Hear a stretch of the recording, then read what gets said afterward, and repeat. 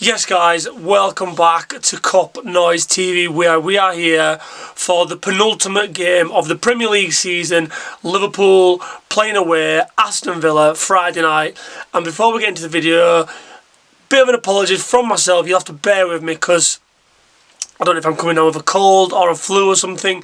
That's why my voice sounds all messed up, so bear with me guys, stick with me through the video and we will get into this game at the weekend. Bit of a weird one. Played on a Friday night. Don't know if I like it. Don't know if I dislike it. It's one of those. I think I am ready for the season to be just done with now, as I'm sure most of you are. As Liverpool fans, we're just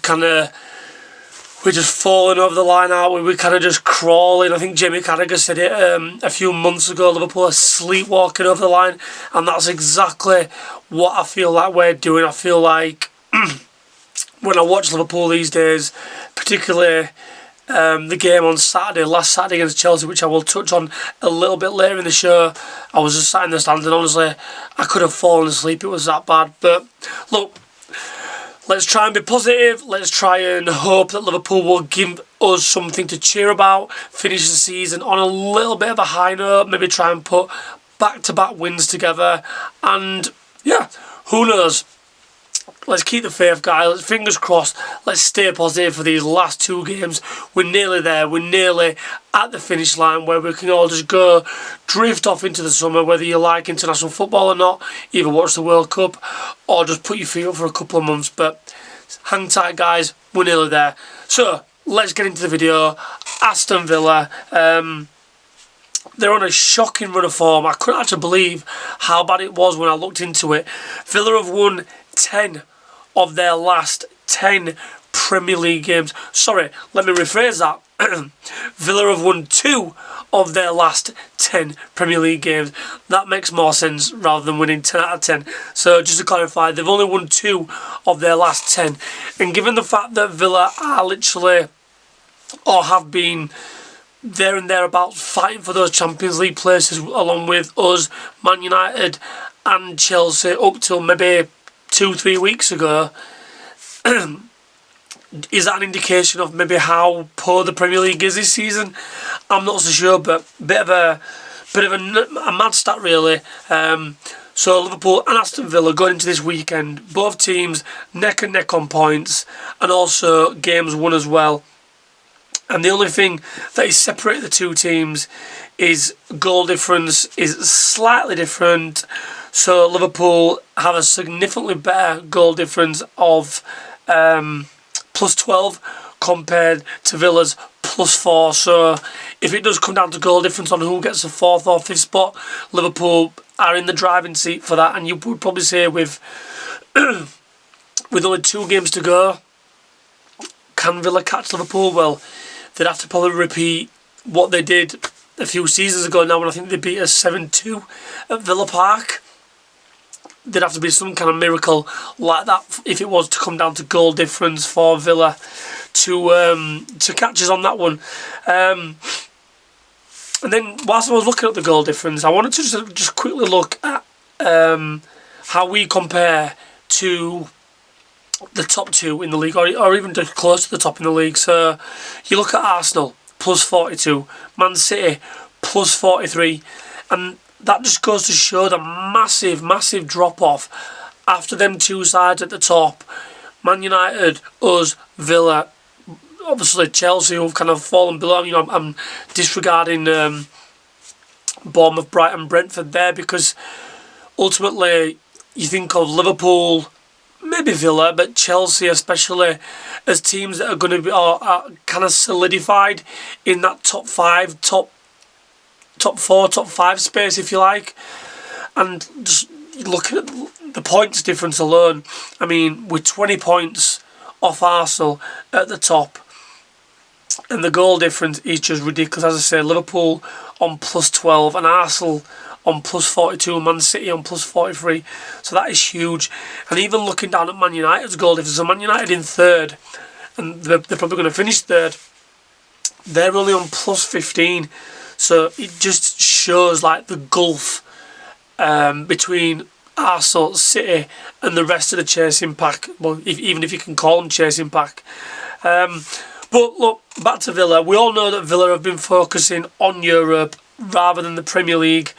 And I think that is a big reason why they've only won 2 of their last 10 Premier League games, because Villa are obviously chasing this Europa League. They're in the final now. And we all know that Aston Villa's squad is not solid enough. They've not got the squad depth to be able to compete in both competitions. If the rumours are true, you know, Villa are kind of like borderline with their PSR levels. So you would think that this is a reason why Villa maybe aren't doing as well in the league and have consequently done so well in Europe, which ultimately has allowed Liverpool to catch Villa, because it wasn't up until maybe 3-4 weeks ago. I think Villa were 7, maybe more than 7 points clear of Liverpool, and look now, Liverpool have been allowed to overtake them in the Premier League, which is mad to think that maybe 4 or 5 weeks ago, you know, we were desperately kind of hoping just to get the Champions League by qualifying in 5th, and up till maybe 2-3 weeks ago, well, I'd probably say 2 weeks ago when we played Man United, we was potentially chasing down 3rd in the Premier League. So it just shows the complete inconsistency of Man United to an extent, but especially Villa, Liverpool and Chelsea, who have pretty much fallen away and allowed the likes of Brentford, Bournemouth and Brighton to overtake them too. But listen, you can forgive Villa for taking their eye off the Premier League, because they've got a chance of qualifying for Champions League, whether it be through finishing in top 5, which you would think they will probably get that. I think they're 5 points clear of Bournemouth underneath them, or 4 points clear at the moment. But they've got a chance of winning silverware and qualifying for the Champions League as well. And given their manager is an elite manager, I think he's a great manager. He's a manager that I think if Liverpool had a sniff of getting, we would potentially jump at the chance of getting him. Don't know what you guys think about that. I'll kind of touch on the manager briefly in a little while. But yeah, Villa have got a chance of kind of getting, I won't say 2 trophies, but qualifying for the Champions League and getting a trophy. So again, you can forgive them for kind of taking their eye off the Premier League. And the fact that they're now in the final is against Freiburg, and no disrespect to Freiburg, but you would probably think that Aston Villa are the favourites for that one. You think that Villa will ring the changes for this one, given that their final is the following Wednesday. So they've got this match, they've got a little break, and then they've got Freiburg in the Europa League Final. So I would think that for this game, Unai Emery is definitely going to, you know, make some changes. He's going to be resting some of his key players for this one. And given that fact, you know, there should be no excuse for Liverpool to potentially go out and attack this game. But this is Liverpool, and who knows what kind of side or what kind of performance we are going to get. Now, looking at Liverpool, they had the chance to do everyone a favour, all as fans, all as supporters last week, by beating a poor Chelsea side that haven't won a game in 6 Premier League games. I think they scored 1 goal in that time. A couple of their key players, their key senior players, have openly said that they potentially could want away from the club. The fact that they're not happy with the management structure. Yeah, Liverpool had a chance to solidify Champions League, beat Chelsea, beat a poor Chelsea by the way, and just put it to bed. We could have been going into the next 2 games nice and easy. Everyone had their feet up, pipe and slippers out, all that kind of stuff. But no, this is Liverpool 2026, and we don't do stuff like that.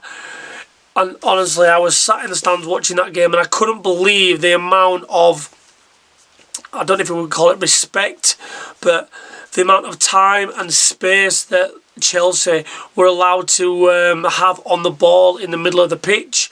You know, it took Chelsea maybe 2 or 3 passes they were bearing down on his goal. Marc Cucurella had the freedom of Anfield. I I was chatting to my dad who I go to the games with, and my dad was saying, he was like, look at Cucurella, he's pretty much playing as like a Salah role, if you like, like a left wide attacking winger.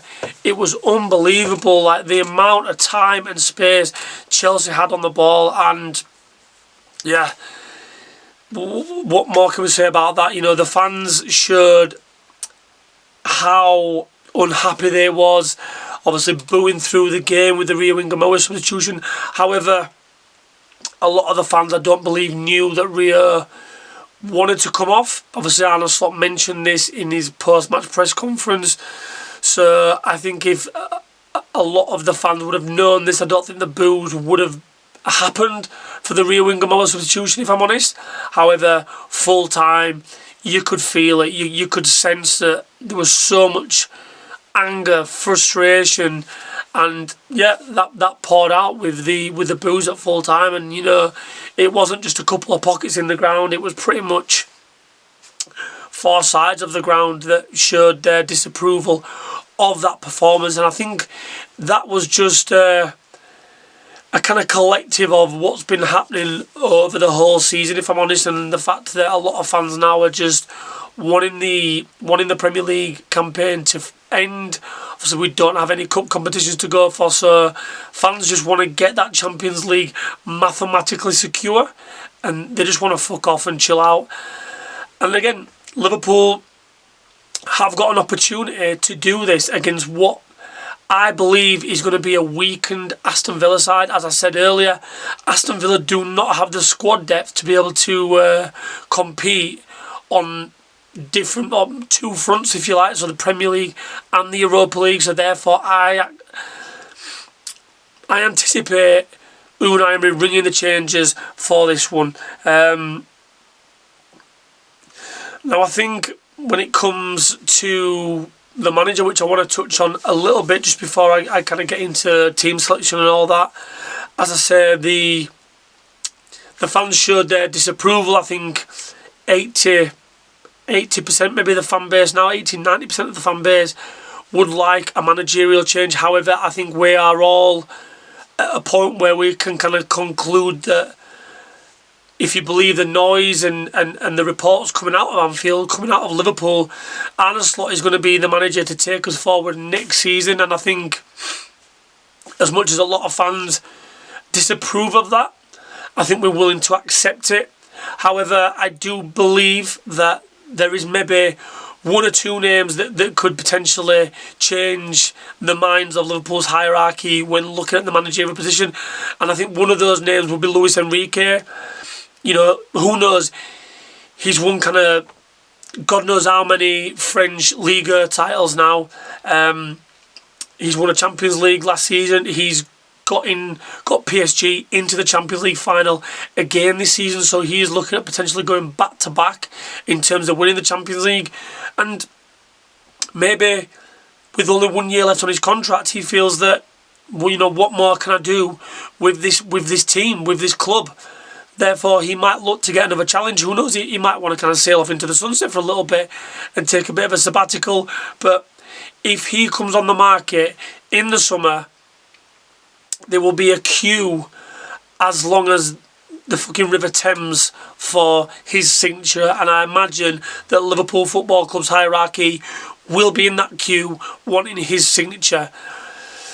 Other than that, I personally like the Bournemouth manager Iraola, but I believe he wants, if you believe all the reports, he wants to go back to Spain. Apparently his family's not settled, so you're probably thinking that one's not going to fly. But who knows? I think personally, I've kind of concluded in my own head, and I've come to terms with that Arne Slot is going to be taking us forward. And He got outright asked this question in his pre-match press conference today. I think it was today. A journalist actually said, his post-match press conference. I was just thinking then. He actually said, "Do you think you're going to be the manager of Liverpool next season? Can you I think the word he used was, can you categorically say?"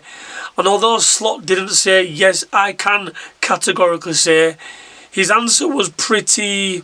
He was pretty confident, and of previous interviews that I've heard Arne Slot recently, when he's talked about what we need to do, what targets we're looking at, and you would expect him to say all this stuff, because, you know, if he wasn't, then you'd be thinking, well, yeah, this guy's out the door.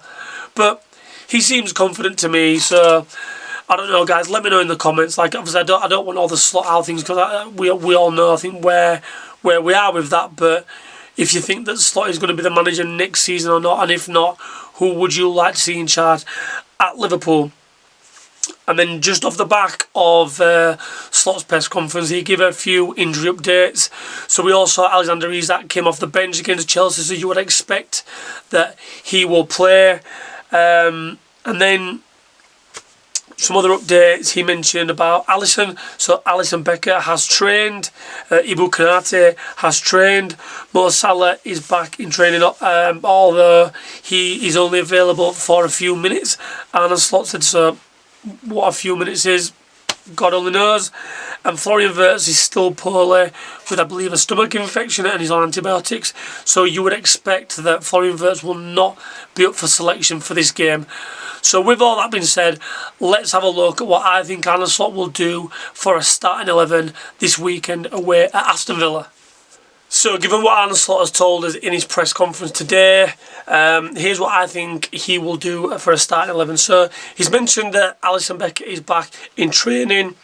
If Alisson's fit, he plays, because Mamardashvili has shown to me that he is not equipped yet to take that number 1 jersey. However, there's a good chance that he will be the number 1 for Liverpool next season, because the rumours are strong about Alisson Becker leaving.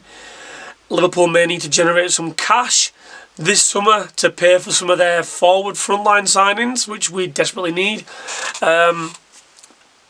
Who knows? But yeah, I think if Alisson Becker is back, I believe he starts in goal for Liverpool.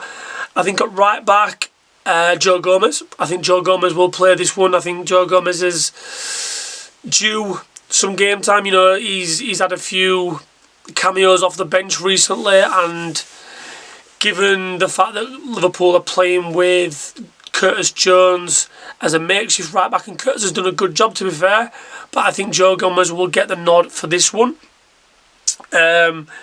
Slot also said that Konate is trained, so if that's the case, then I think he will play at centre back alongside Virgil van Dijk, Milos Kerkez left back, and then midfield I'm going for Ryan Gravenberch, Alexis McAllister, and Dominic Szoboszlai.